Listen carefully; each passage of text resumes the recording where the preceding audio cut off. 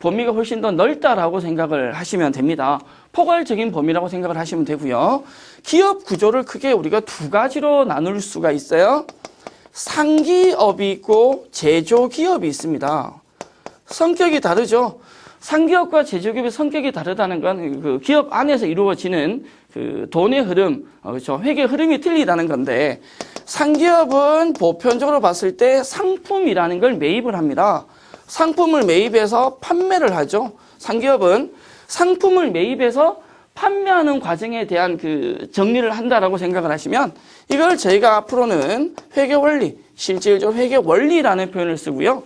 제조기업은 상품을 매입하는 것이 아니라 원재료라는 걸 매입을 합니다. 원재료를 매입을 해서 제품을 가공을 하죠. 만들어진 제품을 판매하는 과정으로 이루어지는데, 원재료를 매입을 해서 제품을 만드는 과정까지 여기서 발생한 원가를 회계를 원가회계라는 표현을 쓰고요. 원가회계는 실질적인 제품을 제조하는데 제품을 만드는 데 들어간 원가를 계산을 합니다. 제조기업 역시 이 제품을 만들었다면 판매는 해야 되니까 그 이후에 회계 원리라는 과정이 연결돼서 이루어지게 되는데, 상기업에서 하는 회계와 제조기업에서 하는 회계가 구조적인 게 틀리다는 거죠. 상기업은 물건을 매입을 해서, 상품을 매입을 해서 판매하는 과정에 대해서 정리를 하는 것이라면, 제조기업은 매입해서 파는 게 아니라 만들어진 제품을 판매하는 과정이니까, 상기업은 우리가 아는 회계 원리만 학습이 돼도 학습을 해도 장부 정리가 가능하다라면, 제조기업은 회계 원리 이전에 원가 회계라는 과목이 먼저 선행 학습이 되어지셔야 되고요. 상기업, 제조기업 구분 없이 기업에서 매입하고 매출하는 과정에서 발생하는 것에 대해서는 세금이 부가가치세라는 게 있고요. 그리고 개인기업에서 발생한 소득에 대해서 내는 세금이 소득세라는 게 있습니다. 법인기업에서 발생한 세금에 대해서 내는 세금이 법인세라는 게 있고요. 이런 세금적인 측면을 가리켜서 세무회계라는 표현을 쓰죠.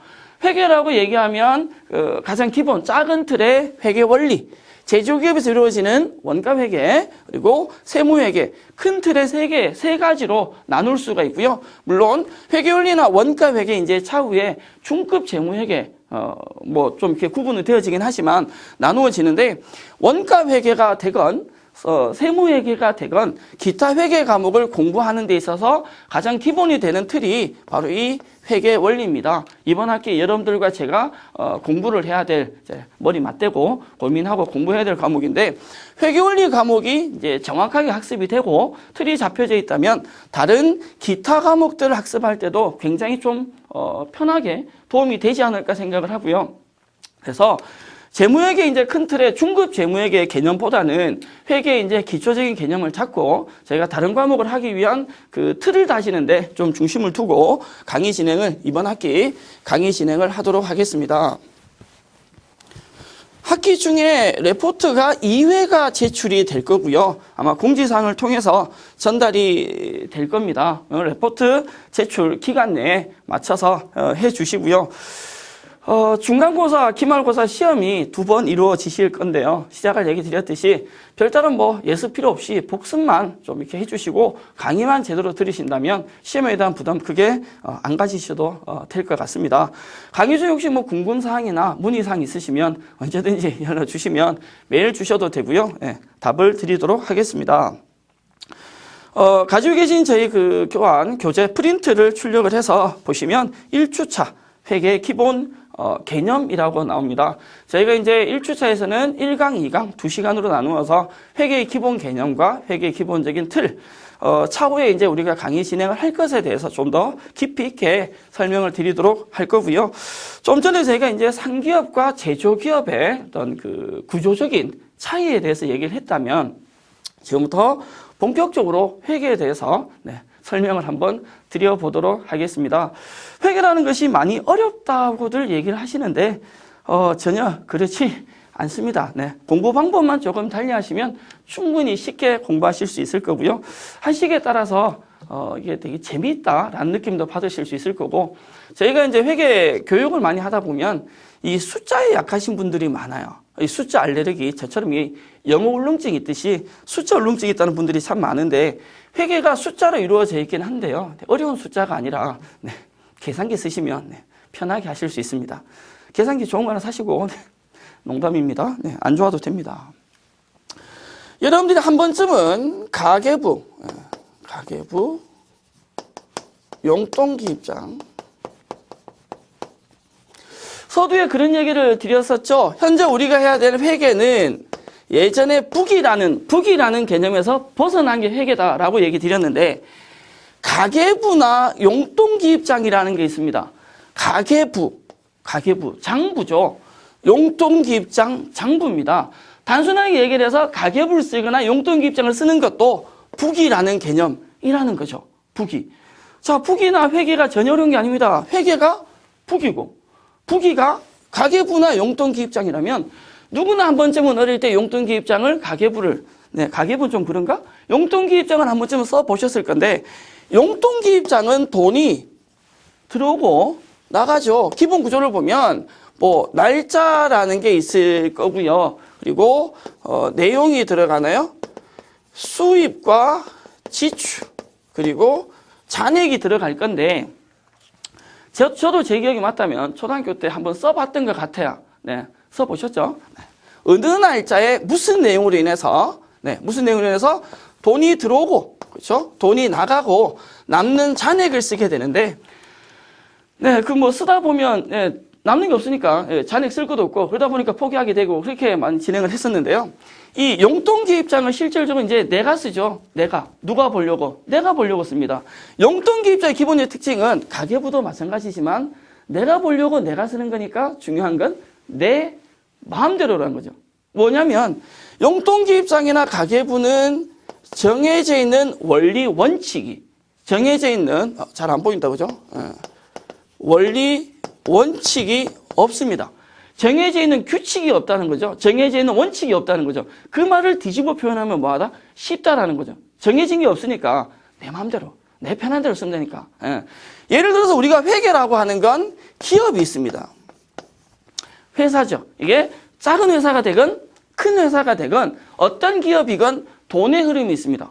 돈이 들어오기도 하고 나가기도 한다는 거죠. 중요한 건 기업에서 하는 회계는 기업의 용돈기입장은 기업의 가계부는 기업에서 돈이 들어오고 돈이 나가는 내용은 그 속에 정해져 있는 원리라는 게 100% 존재합니다. 절대적으로 존재합니다. 그래서 그걸 회계 원리라고 얘기를 하고요. 우리가 회계라는 걸 가장 쉽게 표현하면 이거죠. 기업의 용돈기입장을 작성하는데 기업이 돈을 벌거나 돈을 쓴 것을 정리하는데 그걸 정해진 뭐에 따라서 원리에 따라서 바꿔 말하면 원칙에 따라서 정리를 하는 거죠. 그 원리와 원칙을 공부를 하셔야 되는 거예요. 대부분 이제 회계 공부를 하실 때 회계를 공부를 하시는데 원리나 원칙 없이 회계 자체만으로 공부하는 거죠. 이것이 회계다를 외우십니다. 그래서 회계는 어렵다는 말만 합니다. 회계가 뭐다라는 걸 외우시기 이전에 회계에서 정해져 있는 원리가 무엇인지 이걸 왜 그렇게 하는지를 알고 접근을 하시면 공부는 굉장히 쉽게 하실 수 있을 겁니다. 첫 시간 저희가 해야 될 게 기본적인 회계 원리인데 자 얘기 드렸습니다. 용돈기입장이나 가계부는 누가 쓴다?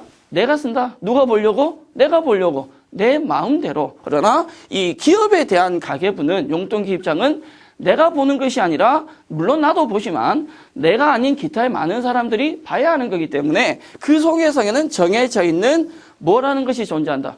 원리라는 원칙이라는 게 존재하고 이 원리와 원칙이 상대적으로 중요하다라는 걸 여러분들이 첫 시간에 반드시 여기 담아두고 저희가 강의 진행을 해야 될 것 같습니다.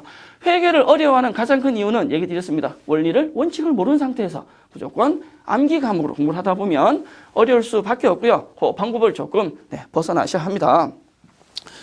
저희 교재 첫 페이지에 보시면 1주차 회계 기본 개념이라고 나오고요.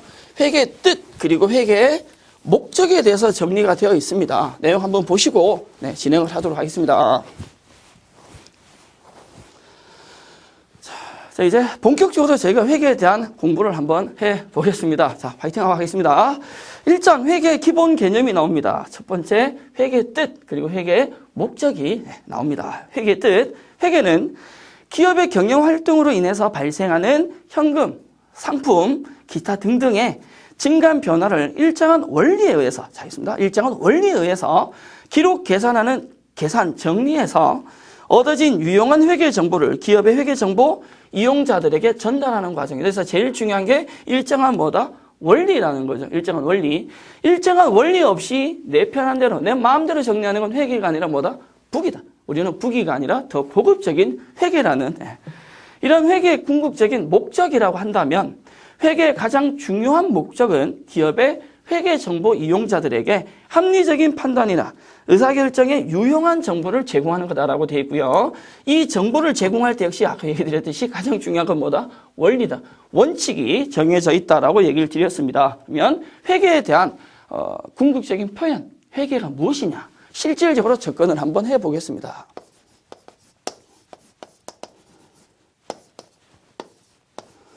우리가 회계라고 얘기하는 건 기업이 가지는 기업의 회계 정보가 있습니다.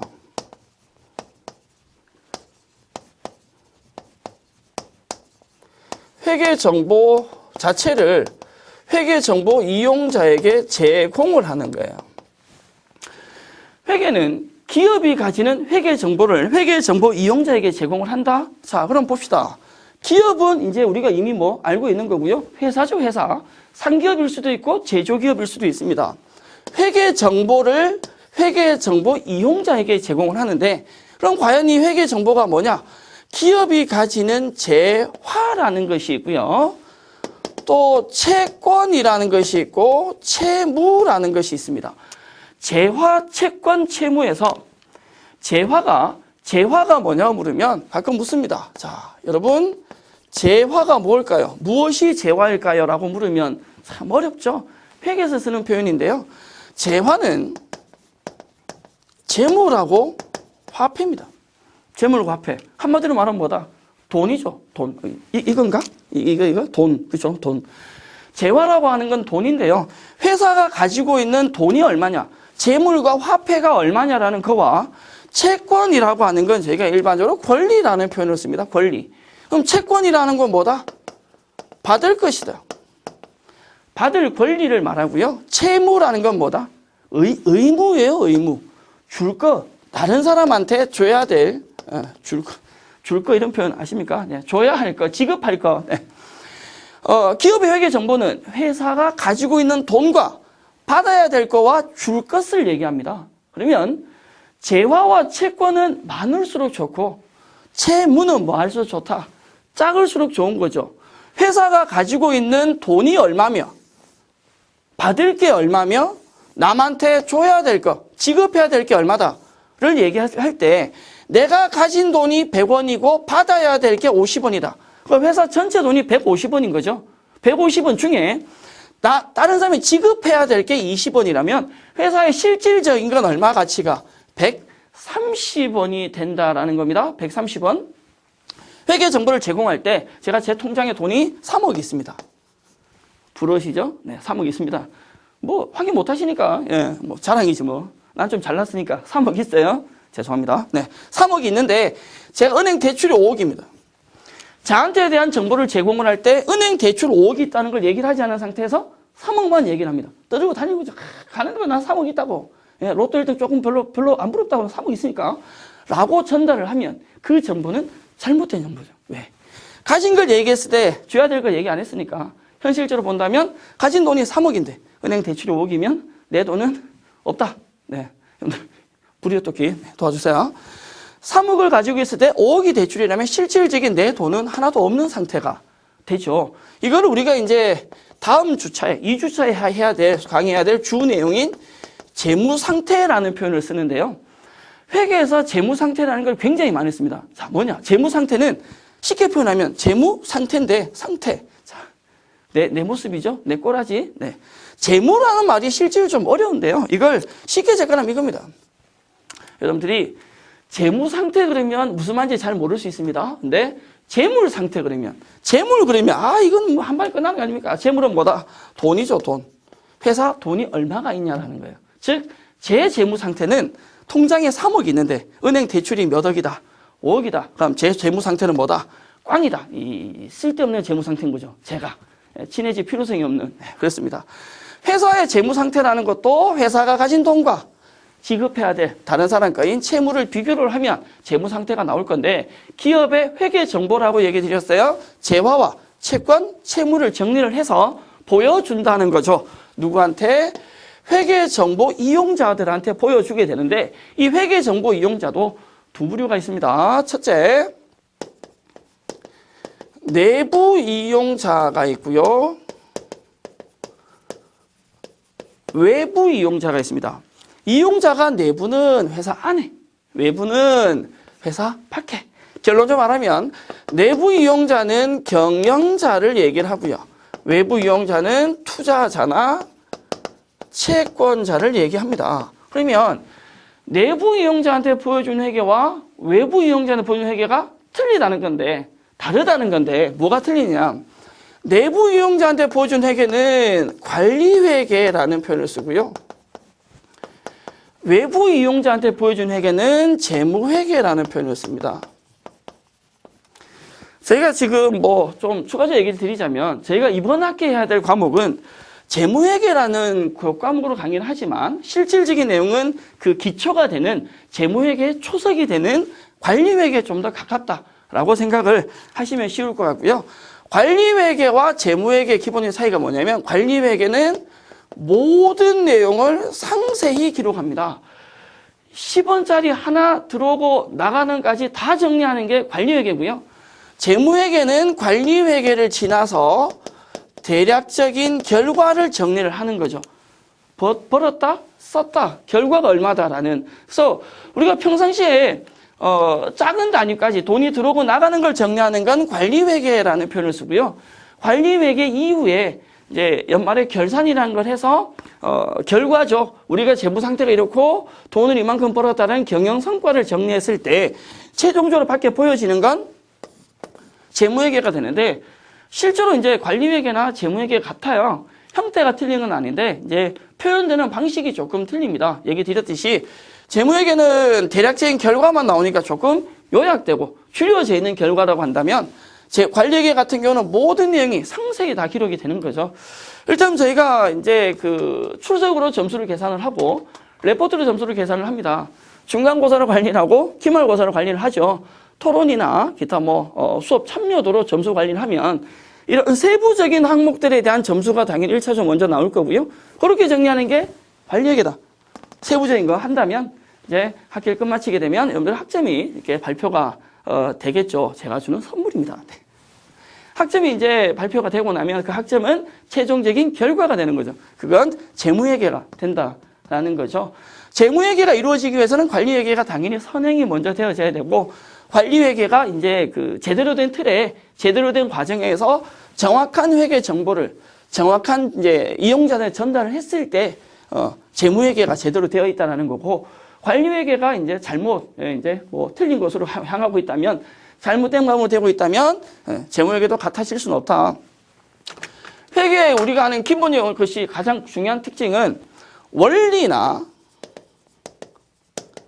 원칙이 존재한다고 얘기 드렸거든요. 회계상에 정해지는 원리나 원칙이 맞아야 같아야 된다는 거죠. A라는 회사와 B라는 회사와 원칙이 틀리다면 정보 이용자들이 이쪽과 저쪽이 다른 정보를 받아들이기 힘들기 때문에 회계가 제일 어려운 이유는 이 원리와 원칙을 맞추는 게 어렵다. 그래서 내부 이용자가 되건 외부 이용자가 되건 정보를 제공할 때는 첫째, 정확해야 되고요. 최신의 정보가 정해져 있는 원리와 뭐에 맞추어서 원칙에 맞추어서 기본 절차에 맞추어서 전달이 되어야 된다. 그 과정에 대한 걸 저희가 지금부터 한 학기 동안 공부를 하실 겁니다. 기본 내용의 첫 시간 그 회계에 대한 기본 틀에 대해서 기본 정의에 대해서 저희가 지금 수업 진행을 하고 있고요. 회계 정보를 회계 정보 이용자들한테 제공을 할 때 저희 이제 회계의 기본적인 목적을 봤을 때 이 회계 정보 이용자들이 합리적인 뭐가 가능해야 된다. 판단 혹은 기업의 어떤 의사 결정을 할 때 이 정보 자체가 유효해야 된다는 거죠. 활용할 수 있어야 된다. 정보용으로 제공이 됐는데 이미 다 알고 있는 정보라든지 시간이 지난 최신의 정보가 아니다 혹은 정확하지 않은 정보라고 한다면 회계 이용자들의 합리적인 판단이나 의사결정에 전혀 도움이 되지 않을 겁니다. 1페이지 저희가 회계의 뜻과 목적 그리고 회계 분류에 대해서 기본 설명을 드리고 있습니다. 회계의 기본적인 궁극적인 목적은 저희가 누차 강조하지만 가장 중요한 건 원리다, 원칙이다 라는 얘기를 드렸고요. 저희 이제 다음 회계의 그 기본이 되는 근간이 되었던 부기에 대해서 좀 더 깊이 있게 설명을 드리고 회계와 부기의 차이점에 대해서 설명을 드려보도록 하겠습니다.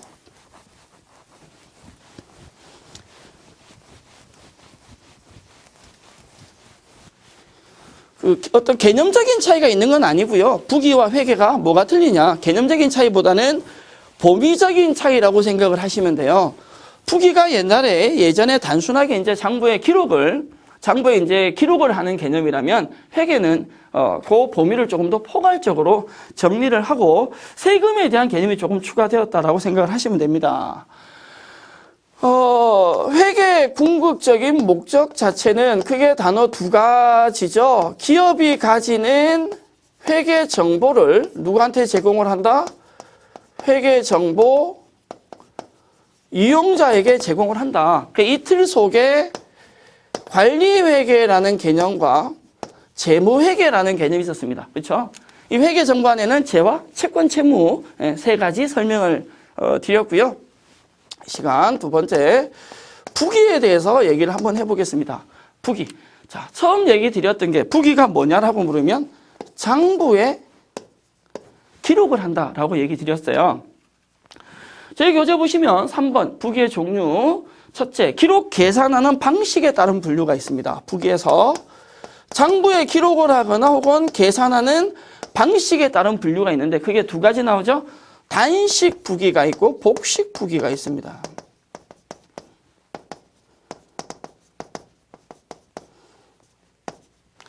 자, 보시면 단식 부기 설명 보겠습니다. 일정한 원리 원칙 없이 단순한 수준인 개인 상점에 개인 가게에 현금 출납장 혹은 가정의 가계부 등과 같이 손익 계산이 전혀 필요 없는 곳에서 적용하는 불완전 부기 방법을 말한다라고 되어 있고요.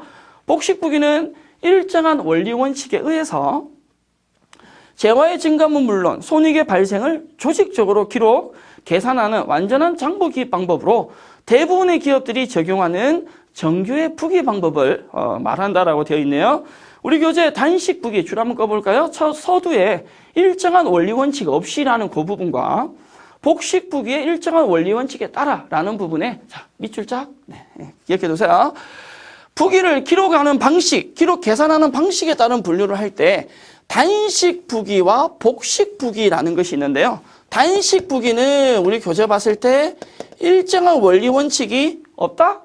반대로 복식 부기는 일정한 원리 원칙이 있다라고 해서 단식 부기는 원리 원칙이 없는 거고요. 복식 부기는 원리 원칙이 있는 거다. 그럼 먼저 하나 물어볼까요? 저희가 처음 얘기했던 가계부와 용돈기입장은 단식 부기입니까? 복식 부기입니까?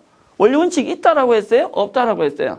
없다고 그랬죠. 단식 부기는 그 가계부나 용돈기입장에 대한 간단한 장부 작성을 얘기합니다. 단순한 거. 하지만 우리가 해야 되는 회계는 반드시 정해진 원칙이 있고 그 원칙을 지키셔야 된다고 그랬습니다. 복식부기. 우리가 해야 되는 회계는 복식부기죠. 복식부기. 정해진 원리 원칙이 존재한다라는 거죠. 오케이. 버벅거리고 이러면 안 되는데, 그죠? 네. 원리 원칙 없이 단순한 것이 있고요. 원리 원칙이 존재하기 때문에 복잡한 게 있습니다. 그래서 우리가 해야 될 회계는 원리 원칙이 존재하는 복식부기를 공부를 할 겁니다. 또 영리성 유무에 따른 분류가 있어요. 회계 정리를 할 때 그게 두 가지가 영리부기가 있고요.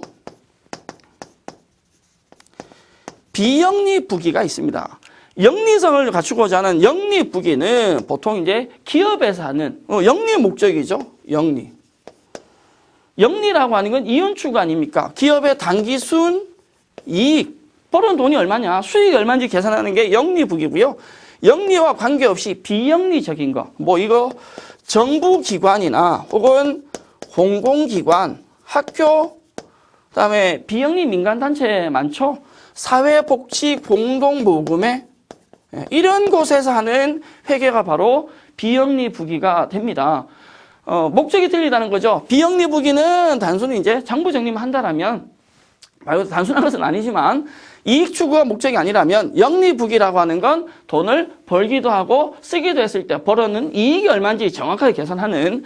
그래서 저희가 앞으로 해야 될 회계는 복식 부기면서 원리 원칙이 있으니까 어렵다. 영리 부기에 대해서 기업이 벌어는 이익이 얼마냐. 근데 이게 실제로 왜 중요하냐면 기업이 이익이 얼마냐라고 하는 건 결론적으로 뭐와 연결이 된다? 세금과 연결이 되죠. 세금 계산까지. 그 과목이 아까 저희가 서두에 세무회계 과목이라고 얘기를 드렸습니다. 자, 그래서 첫 페이지 저희가 회계 뜻과 목적, 회계 뜻, 회계 목적, 부기의 종류까지 기본적인 설명을 드렸고요. 페이지 넘겨서 2페이지 4번 가보겠습니다. 회계 단위와 회계 연도라고 있죠. 회계에 정해져 있는 원리, 원칙이 있다. 우리가 하는 건 단식 부기, 그리고 복식 부기, 부기의 종류 개념에서는 단식이 아니라 복식을, 영리와 비영리 기본 개념에서는 영리 부기에 대해서 앞으로 학습을 한다라고 얘기를 드렸습니다. 회계 단위와 회계 연도라는 게 있네요.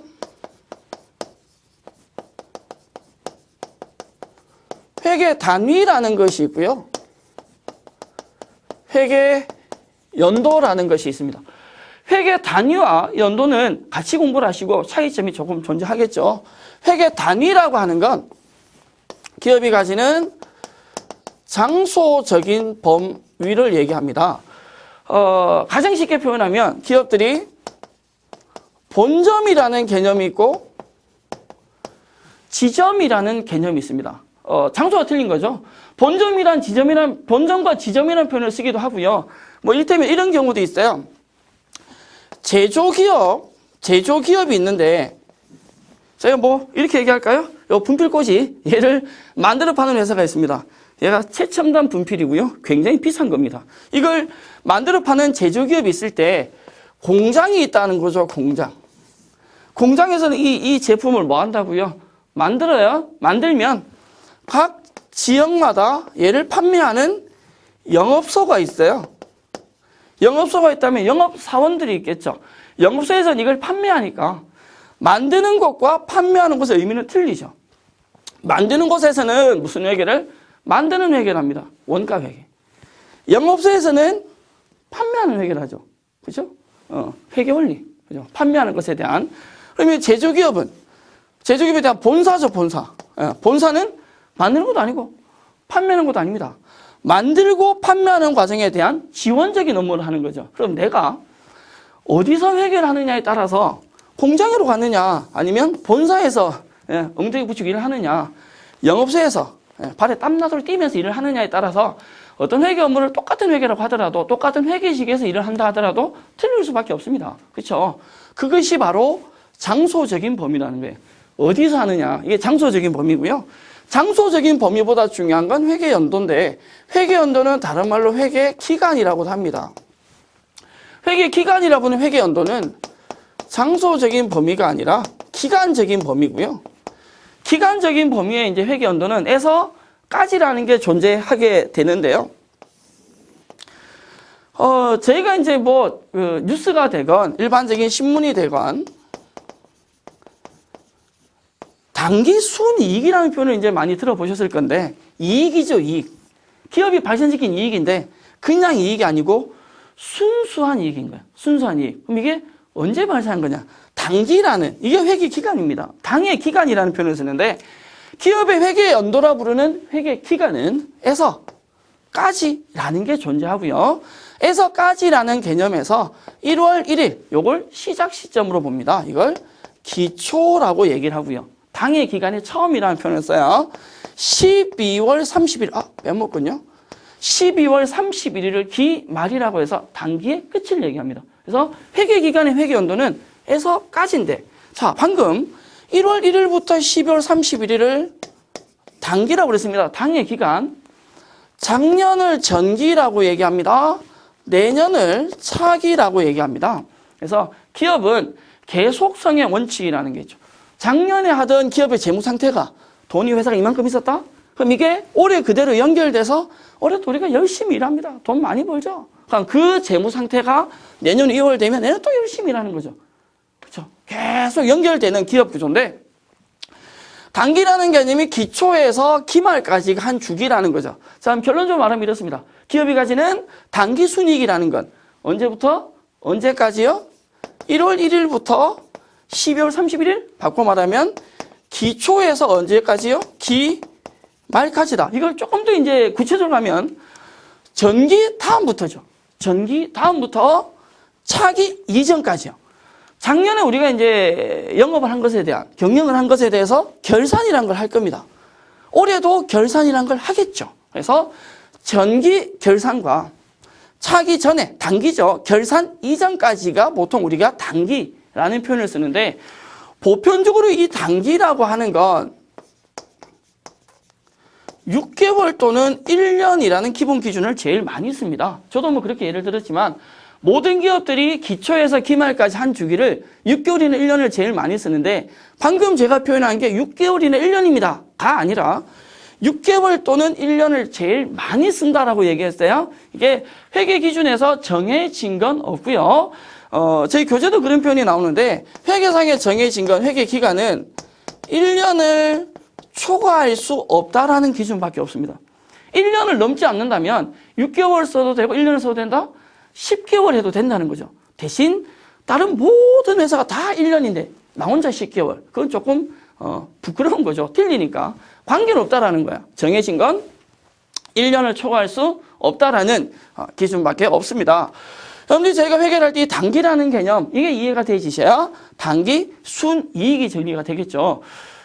저희가 이제 직장 생활하면서 급여를 받게 되면 보통 이제 급여 속에는 월급, 그죠? 한 달이죠. 1급, 하루죠. 시급, 1시간 돈입니다. 요즘 보통 뭐 연봉이라는 표현을 많이 하지만 기간적인 게 존재한다. 회사가 벌었는 이익이 있다. 영리부기니까 얼마를 벌었다를 얘기할 때 그냥 얼마를 벌었다가 아니라 단기에 번 이익이 얼마다. 비교적인 수치가 되는 거죠. 그 단기라는 개념은 기초에서 언제까지다? 기말까지다. 언제부터요? 1월 1일부터 언제까지? 12월 31일까지다. 6개월이나 1년을 제일 많이 쓰지만 1년을 초과할 수 없다라는 개념을 얘기 드렸습니다. 저희 교재 2페이지 보시면 회계 단위와 회계 연도 설명이 나와 있고요. 회계 단위는 장소적인 범위다. 어디서 하느냐? 회계 연도는 기간적인 범위다라고 해서 기본 설명이 나와 있으니까 참고를 해 주시고 각 저희 페이지마다 학습 더하기라고 해서 추가적인 내용을 정리해 놓은 부분들이 있습니다. 자, 말 그대로 더 하십시오. 네. 저는 안 하더라도 여러분들은 더 하시라고 넣어놓은 거예요. 학습 더하기가 아니고 학습을 더 하라는 거죠. 네. 공부를 열심히 하시라고. 네. 한번 읽어보시면 충분히 내용 전달은 정리는 될 것 같습니다. 제 1주차 1강은 여기까지 하고 마무리를 지을 거고요. 다음 시간 2강에서 조금 더 회계와 부계의 기본적인 비교라든지 회계 순환 과정, 어떤 식으로 회계가 이루어져서 결과가 나온지에 대해서 설명을 드릴 거고요. 저희 회계적인 본격적인 수업은 이제 다음 주차, 2주차부터 좀 더 깊이 있게 진행을 하도록 하겠습니다. 첫 시간이 회계에 대한 기본 틀을 여러분들한테 보여드렸다면 회계에 대한 이해가 조금이나 되셨을지 모르겠고요. 시작이 반이라고 했죠. 어렵다고는 하지만 충분히 저와 함께 하시면 쉽게 전달 가능하실 거고 공부 가능하실 겁니다. 아무쪼록 소개 목적 달성하실 수 있도록 많은 도움이 될 수 있었으면 하고요. 언제든지 문의사항 있으면 연락을 주시면 되겠습니다. 회계라는 과목을 통해서 다른 과목에도 플러스가 많이 되기 바라겠고요. 전 2주차 다음 시간에 뵙겠습니다. 여러분 첫 시간 고생하셨습니다. 이 2강에서 인사드리겠습니다. 수고하셨습니다.